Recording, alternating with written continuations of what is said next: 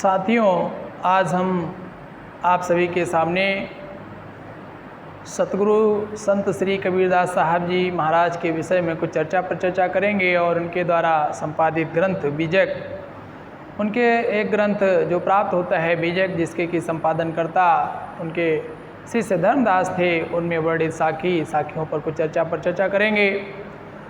सतगुरु संत श्री रविदास जो कबीरदास साहब जी हैं, वह अपने समय के बहुत ही महान समाज सुधारक, धर्म के प्रणेता थे। उन्होंने अपने समय में व्याप्त सामाजिक रूढ़ियों, भेदभाव, कुरीतियों, बाह्य आडंबरों, रीति रिवाजों पर कुठाराघात किया और उन्होंने मानव सम्मत जो भी व्यवहार थे उन व्यवहारों को करने का उपदेश दिया और उन्होंने समाज के हर वर्ग को एक ऐसे तरीके से जीने का संदेश दिया जो कि मानवता के व्यवहार पे आश्रित हो। इस प्रकार से कबीरदास जी महाराज को अगर हम देखते हैं तो अपने समय का उनको एक महान धर्म सुधारक, समाज सुधारक, अभिनेता पाते हैं। ऐसा माना जाता है कि उनके गुरु जो हैं रामानंद जी थे और कहीं पर उक्ति भी आती है कि काशी में हम प्रकट भये रामानंद चेताए। और आइए तो उनके द्वारा जो कही गई साखियाँ हैं, कुछ साखियों पर बातचीत करते हैं। साथियों, साखियाँ क्या होती हैं थोड़ा इसको जान लेते हैं। साखियाँ किसे कहते हैं? साखी संस्कृत के साचित शब्द से उद्भूत हुआ है, निकला है, जिसका अर्थ होता है गवाह या प्रत्यक्ष देखने वाला। यदि कोई कार्य हो रहा है उसको प्रत्यक्ष देखने वाला जो व्यक्ति है उसे साक्षी या गवाह कहा जाता है। और स्वानुभूति के आधार पे जो पद या छंद लिखे जाते हैं दोहे, उन्हें क्या कहा जाता है? साखी कहा जाता है। और इन साखियों के बारे में जैसे कि कहा गया है कि कबीरदास जी कहते हैं कि तू कहता कागज की लेखी, मैं कहता आँखन की देखी, तेरा मेरा मनवा कैसे एक होई रे। तू कहता कागज की देखी, मैं कहता आँखन की देखी। तो तू कागज की लेखी कहता है, अर्थात जो वेद में बताया गया, जो लिखा गया वो बात करता है, और मैं जो संसार में देख रहा हूँ उसकी बात करता हूँ। तो आइए इनकी पहली साखी पर विचार करते हैं जो हमारे सिलेबस में दी गई है। साखी आँखी ज्ञान की, समझ देख मनमाए, और बिन साखी संसार का झगड़ा छूटत नाहीं। कबीरदास जी कहते हैं ये जो साखी है, जो कबीरदास जी के ग्रंथ है बीजक में संकलित साखी नामक भाग से ली गई है या साखी नामक प्रभाग से अवतरित है। और इस साखी में बताया गया है कि संसार के जो व्यक्ति हैं सभी, इन व्यक्तियों को यदि मोक्ष प्राप्त करना है तो उन्हें अपने अंतर हृदय में ज्ञान रूपी दीपक जलाना पड़ेगा। आइए व्याख्या देखते हैं क्या कहा गया कि साखी आँखी ज्ञान की, समझ देख मनमाए, हे मानव, हे प्राणी, यदि तुम इस संसार के माया मोह से मुक्त होना चाहते हो तो क्या करो? साक्षी आँखी ज्ञान की, समझ देख मनमाए, अपने अंतर मन में ज्ञान का जो दीपक है उसे जला लो। क्योंकि जब तक आप अपने हृदय में ज्ञान रूपी दीपक का प्रकाश नहीं जलाएंगे, ज्ञान रूपी चेतना का दीपक नहीं जलाएंगे, तब तक इस संसार के जो माया मोह है, बिन साखी संसार का, बिन साखी अर्थात बिना उस साखी के, उस साक्षी के अर्थात दीपक के ज्ञान के बिना संसार का झगड़ा छूटत ना है। इस संसार के जो माया मोह है, जिसमें जो वासना तृष्णा है, जिसमें मनुष्य लीन रहता है, उनसे वह कभी विरक्त नहीं हो पाता है। जब तक उसके हृदय में का अंतर्ज्ञान नहीं होता है तब तक वह इस संसार के माया मोह जो बंधन है, इन बंधनों से स्वयं को मुक्त नहीं कर पाता है। अतः इस संसार में जो आवागमन का झगड़ा है, माया मोह का झगड़ा है, यदि इससे कोई व्यक्ति मुक्त होना चाहता है तो उसे अपने अंतर हृदय में ज्ञान रूपी दीपक क्या करना पड़ेगा? जलाना पड़ेगा, प्रकाशमान करना पड़ेगा। विशेष क्या बताया गया है? विशेष इसमें बात बताई गई है कि संसार में मोक्ष प्राप्ति के लिए अंतर मन को जगाना बहुत आवश्यक है। यदि हम अपने अंतर मन को सचेत नहीं करते हैं तो हम इस संसार से मोक्ष प्राप्त नहीं कर सकते हैं। विशेष बात यहाँ पे बतलाई गई है ना। देखें माह नाह में क्या है, ध्वनि साम्य अलंकार का भी प्रयोग किया गया है।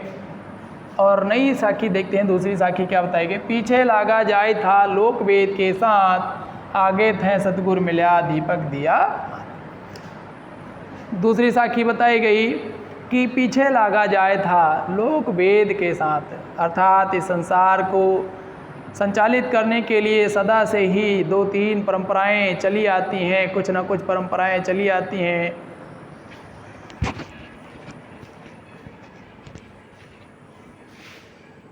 संसार को संचालित करने के लिए जो परंपराएं चली आ रही हैं, उनमें एक है लोक सम्मत परंपरा और एक है वेद सम्मत परंपरा। लोक सम्मत परंपरा का मतलब अर्थात संसार को चलाने के लिए जन सामान्य के द्वारा जो बनाए गए नियम हैं, धीरे धीरे इन नियमों के आधार पर समाज का संचालन होता है। और वेद सम्मत परंपरा अर्थात वे परंपराएं जो वेद पुराणों में बताई गई हैं और वह धीरे धीरे उनके द्वारा समाज का संचालन होता है, तो वो चली आती हैं। तो कबीरदास जी यहाँ पर कहते हैं, पीछे लागा जाए था लोक वेद के साथ, आगे थे सतगुरु मिल्या दीपक दिया हाथ। अर्थात इस संसार को संचालित करने के लिए जो ये 2 परंपराएं हैं, इन परंपराएं चलती रहती हैं, लेकिन परंपराओं में धीरे धीरे क्या होते हैं, कुछ कुरीतियाँ आ जाती हैं, कुछ विवाद आ जाते हैं, और उन विवादों के चलते वो जो परंपराएं हैं, जो रीतियाँ हैं, वह क्या होती हैं, अप्रासंगिक हो जाती हैं। लेकिन इस संसार के जो अज्ञानी पुरुष हैं, अर्थात जो कम ज्ञान रखने वाले व्यक्ति हैं, जो कम ज्ञान रखने वाले लोग हैं, वह उन्हीं परंपराओं के पीछे लग करके अपना जीवन यापन करने लगते हैं, अपने जीवन का निर्वहन करने लगते हैं, और वह इस संसार में क्या हो जाते हैं, अपने को खो देते हैं, आज कोई नया रास्ता नहीं प्राप्त कर पाते। कबीरदास जी कहते हैं कि वह भी पहले अपने समय में जब वह भी ये जो लोक वेद की परंपराएं हैं, उन परंपराओं के पीछे जाकर के लग गए, अर्थात उनके पीछे लग्गू हो गए, अर्थात उनका अंधा अनुकरण करने लगे। जो भी परंपराएं चलती थीं वे सही थीं, गलत थी, बिना सोचे समझे चलने लगे उनके पीछे। लेकिन फिर कहते हैं कि जब वह और आगे चले तो उन्हें सद्गुरु रूपी गुरु मिले, है ना, सतगुरु रूपी उन्हें गुरु मिले, और उन्होंने उन्हें ज्ञान रूपी दीपक दिया, और ज्ञान रूपी दीपक से उन्होंने इस संसार के ज्ञान प्राप्त हुआ, गुरु का सहारा प्राप्त हुआ, तो उन्होंने अपने आध्यात्मिक और सामाजिक जीवन में अपने नियम स्थापित किए और उन्होंने इस संसार से मोक्ष प्राप्त किया। प्रमुख बात बताई गई, विशेष क्या बताया गया है कि इस संसार में क्या है, मोक्ष प्राप्त करने के लिए जो गुरु का ज्ञान है अवश्य आवश्यक है, गुरु का सहारा अवश्य चाहिए व्यक्ति को।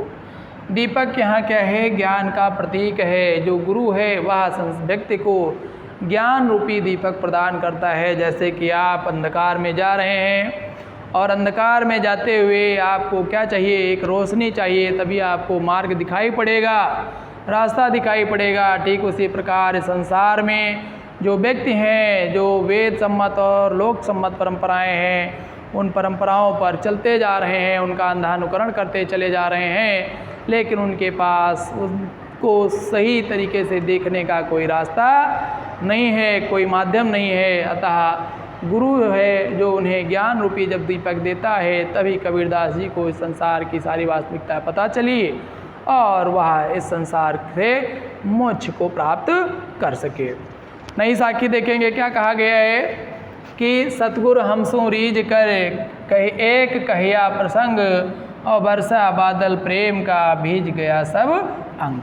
कि सतगुरु जो सतगुरु हैं, सत माने अच्छा, जो सतगुरु है, हमसु रीझ कर एक कहिया प्रसंग, उन्होंने हमसे एक बार प्रसंग छेड़ दिया, बातचीत करने लगे, और बरसा बादल प्रेम का भीज गया सब अंग, भैया भीज गया। कि संसार में जो सद्गुरु है, परमपिता परमात्मा है, उस ईश्वर को प्राप्त करने के मार्ग को बतलाने वाला कौन है? सद्गुरु ही है। कहते हैं कबीरदास जी कि एक बार उस सतगुरु ने हमसे रीझ कर, अर्थात हमसे प्रसन्न होकर के हमसे एक प्रसंग बतलाया। क्या? ईश्वर की प्राप्ति का मार्ग बतलाया।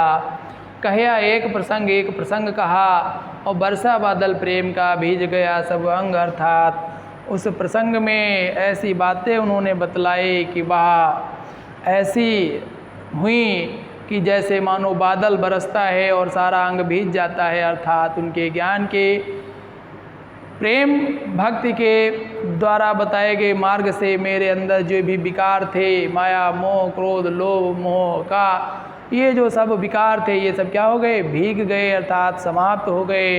और मैंने ईश्वर को प्राप्त किया। अर्थात मैंने प्रेम का मार्ग अपना लिया। कैसा मार्ग अपना लिया? बरसा बादल प्रेम का भीज गया सब अंग, और उनके भक्ति भावना में मैं डूब गया। अर्थात ईश्वर भक्ति में डूब गया।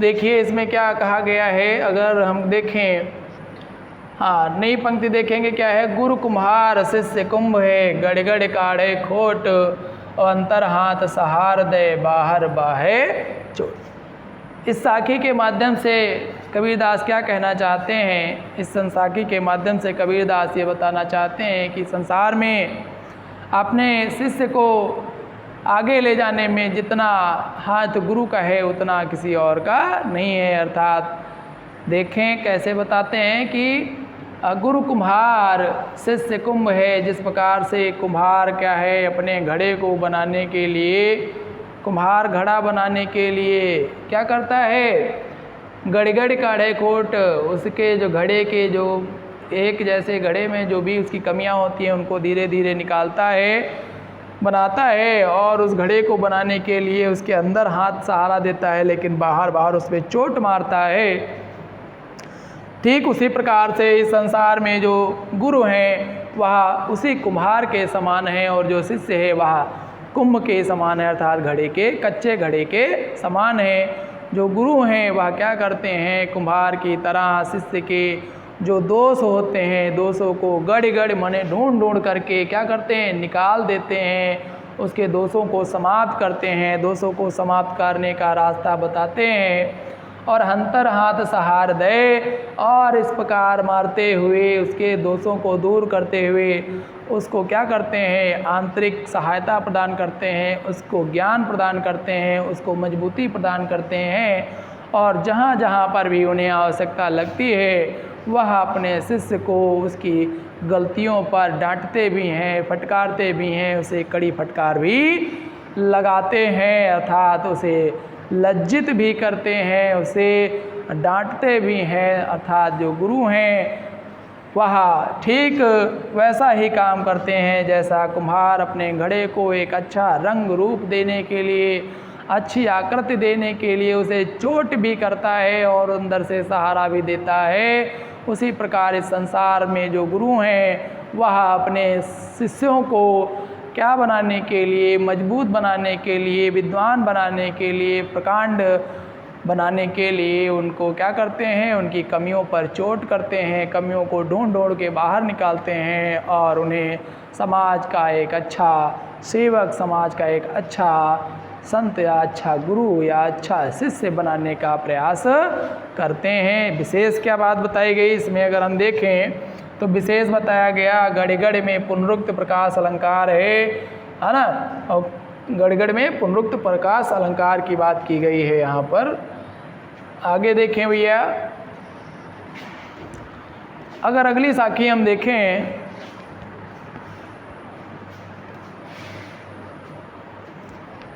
तो साथियों इस प्रकार से हमने कबीरदास जी की कुछ साखियों की व्याख्या की है, उस पर चर्चा की है, और अगले सत्र में जो बची हुई साखियाँ हैं हम इन पर अपनी चर्चा पर चर्चा करेंगे। आप हमारे साथ बने रहें। धन्यवाद।